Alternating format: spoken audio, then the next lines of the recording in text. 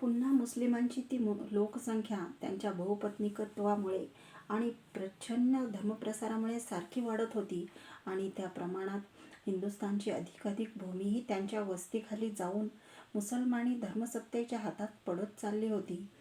ह्या वस्तुस्थितीची काही कल्पना येण्यासाठी इतके सांगितले तरी पुरे आहे की हिंदूंची, विशेषतः मराठ्यांची राजसत्ता वस्तुतः प्रस्थापित झाल्यावरही प्रत्येक लहान मोठ्या गावातून मुसलमान वाडा किंवा मुसलमान मोहल्ला म्हणून एक निराळा भाग वसलेला असे.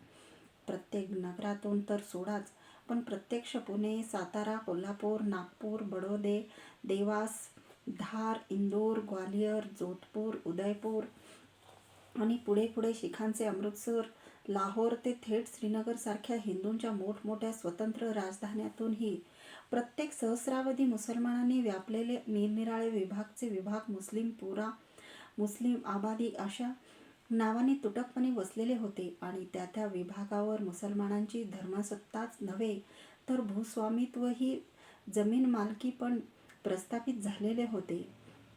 आणि विशेष हे की त्या लक्ष मुसलमानांच्या धार्मिक सत्तेचे आणि वैयक्तिक मत्तेचे निर्बंधिक कायदेशीर संरक्षण आपली प्रजा ह्या भ्रमाने तेथील स्वतः हिंदू राजेच त्या मुसलमान नागरिकांना हिंदू नागरिकांच्या समान पातळीवर लेखून करीत होते. त्यातही त्या काळच्या मुस्लिमच्या प्रकरणी धर्मांतर म्हणजेच राष्ट्रांतर हे सूत्र 100% लागू होत असल्याने आणि त्या काळी हिंदू आणि मुसलमान ह्या दोघांमध्ये कट्टर वैराचाच काय तो एकमेव संबंध अस्तित्वात असल्यामुळे मुसलमानांच्या हाती गेलेले हे सारे भूमिखंड राष्ट्रशत्रूंच्याच हाती सोपवून दिल्यासारखे होते. अशा रीतीने हिंदुस्थानातील गावागावातून, नगरातून आणि प्रदेशातून त्या काळापासून लहान मोठी मुस्लिम स्थाने निर्माण होत चालली होती. म्हणजेच हिंदू विभाग आणि मुस्लिम विभाग अशा दोन भागात अखंड हिंदुस्थान देशाची वाटणी त्या काळापासून प्रच्छन्नपणे होत चाललेली होती. ही लहान मोठी मुस्लिम स्थाने म्हणजे प्रस्थापित हिंदू राजसत्तांच्या बांधकामाच्या पायात त्या छुप्या इस्लामी धर्मसत्तेने पेरलेले जिवंत कालधोम टाईम बॉम्बच होते.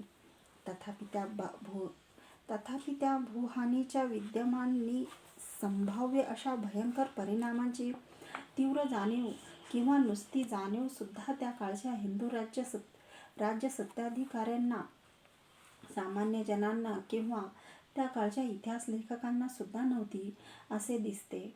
कारण शुद्धीबंदी प्रभृती धार्मिक खुळापायी हिंदू राष्ट्रावर त्या काळी झालेल्या नि होणाऱ्या संख्याहानीच्या नि भूमिहानीच्या दुष्परिणामांची आम्ही येथे करीत आहो अशी स्पष्ट सडेतोड दूरदर्शी ऐतिहासिक उकल अन्यत्र कोणी कोठे केल्याचे आढळत नाही. ती चर्चा कोठे आढळली तरी केवळ अपवादभूतच ठरणार. दुसरे असे की जर मुस्लिम धर्मसत्तेच्या ह्या वरील दुष्परिणामांची तीव्र जाणीव हिंदूंना त्याकाळी झालेली असती तर आम्ही पूर्वी वर्णिल्याप्रमाणे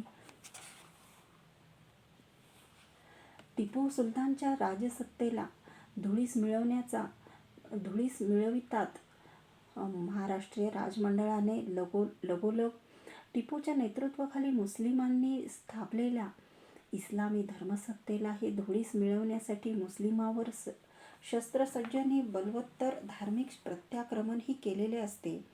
कारण तसे प्रत्याक्रमण करण्याची जितकी अनुकूल संधी हिंदूंना पूर्वी कधीही मिळाली नव्हती तितकी सर्वस्वी अनुकूल संधी त्यावेळी मिळालेली होती. त्यावेळी साऱ्या हिंदुस्थानात मराठ्यांचा हात धरील किंवा त्यांच्याकडे वाकड्या दृष्टीने नुसता पाहील अशी कोणतीही मुस्लिम शक्ती उरलेली नव्हती. हे आम्ही वर सांगितलेच आहे. आमचा त्या काळचा वीरभाट आपल्या पोवाड्यात हिंदुत्वाच्या सरशीत अभिमानाने म्हणतो की जलचर हैदर निजाम इंग्रज रण करिता थकले, ज्यांनी पुण्याकडे विलोकिले ते संपत्तीला मुकले. राक्षसाशी लढायचे आणि जिंकायचे तर सवाई राक्षस होऊनच लढले पाहिजे. वरील अनुकूल संधी येताच टिपूच्या युद्धात लढलेले आणि त्यावेळी दक्षिणेत असलेले भोसले, होळकर, पटवर्धन, रास्ते इत्यादी मराठी राजमंडळाच्या सरदारांनी, कारभाऱ्यांनी, पेशव्यांनी आणि छत्रपतींनी प्रमुख धर्माधिकाऱ्यांसह विचारविनिमय करून खालील भाषेत जरी नसली तरी खालील आशयाची राजज्ञा महाराष्ट्रातील हिंदू मात्रांना तत्काल सोडली असती की महाराष्ट्रीय वीरांच्या पराक्रमाने जशी सुलतान टिपूची इस्लामी राजसत्ता धुळीस मिळवली, तशीच त्या सैतान टिपूच्या नेतृत्वाखाली मुस्लिमांनी हिंदूवर राक्षसी अत्याचार करून स्थापलेली त्यांची इस्लामी धर्मसत्ताही धुळीस मिळवण्यासाठी आणि त्या अत्याचारी अपराध्याचे कठोर पारिपत्य करण्यासाठी मुस्लिमांवर धार्मिक प्रत्याक्रमण करण्याचे आमच्या राज्य मंडळाने निश्चित केले आहे. आद्य श्री शंकराचार्याच्या खालोखाल ज्यांचे धुरंधरत्व अखिल हिंदू जगत मानित आले आहे, त्या विजयनगराच्या हिंदू साम्राज्य संस्थापक श्री शंकराचार्य विद्यारण्य स्वामी यांनी दिलेल्या शास्त्रार्थ नि शास्त्राचार शिरोधार्य मानून मुस्लिमांच्या अत्याचारी धर्मसत्तेवर प्रत्याक्रमण करण्याचे कार्य ज्या राष्ट्रघातक रूढीच्या बेडीने हिंदू समाजास आजपर्यंत पंगू करून सोडले होते, ती शुद्धीबंदीची मानसिक बेडी आज आम्ही प्रथमतः तोडून टाकीत आहोत आणि आमच्या महाराष्ट्रीय राज्यात झाडून साऱ्या अधिकाऱ्यांना खालीलप्रमाणे कडक व्यवस्था करण्याची आज्ञा सोडित आहोत. प्रत्येक ग्रामाधिकाऱ्यांना नि नगराधिकाऱ्यांना आपापल्या कक्षेत ज्या हिंदू स्त्री पुरुषांना मुस्लिमांनी बाटवल्याचे आढळून येईल, त्यांना एका निरोधन शिबिरात शासकीय संरक्षणाखाली एकत्र जमवून ठेवावे. त्यांना चरितार्थाची कोणतीही उणीव पडू देऊ नये.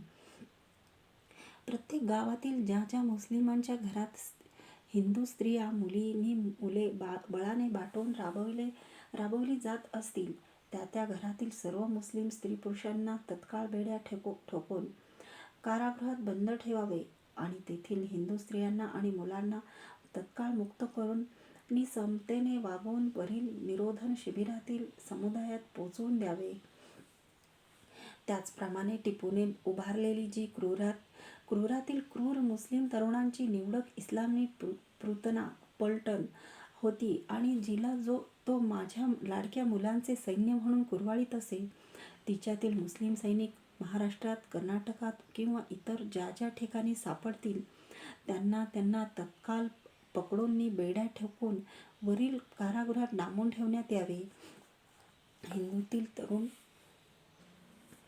हिंदूतील तरुण सुंदर अशा ज्या अनेक निरागस स्त्रियांना पकडून टिपूने या इस्लामी पूतनेतील तरुणास त्यांच्या हिंदूवरील अत्याचाराचे पारितोषिक म्हणून वाटून दिले होते, त्या सर्व हिंदू तरुणींना मुक्त करून ममत्वाने वागवून वरील निरोधन शिबिरात धाडून द्यावे.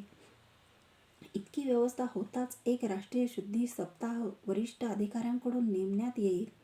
त्याच्या आधी वरील निरोधन शिबिरातील जे सहस्रावधी बाटवलेले हिंदू स्त्री पुरुष एकत्र केलेले असतील, त्या सर्वांना मोठमोठ्या गटाने त्यांच्या मूळ वस्तीला लागून असलेल्या पवित्र क्षेत्रस्थानात किंवा धारवाड, बदामी इत्यादी ज्या नगरात या रणधुमाळीत टिपूच्या अत्याचारी मुस्लिम सैन्याचा मराठ्यांनी मोड केलेला होता, त्या नगरात सामुदायिक शुद्धीकरणासाठी सैनिक संरक्षणाखाली पोचवून देण्यात यावे. तेथे त्या मुस्लिमांनी बाटवलेल्या लक्षावधी हिंदू स्त्री पुरुषांचे चालल्यामुळे हिंदू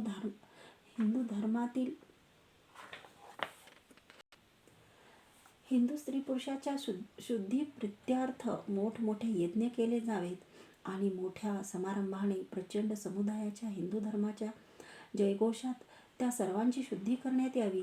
त्यांच्यापैकी ज्यांना त्यांची मूळची कुटुंबे आपल्या स्वगृही समतेने परत घेऊ इच्छित असतील, त्यांना आपापल्या घरी पोचवून द्यावे.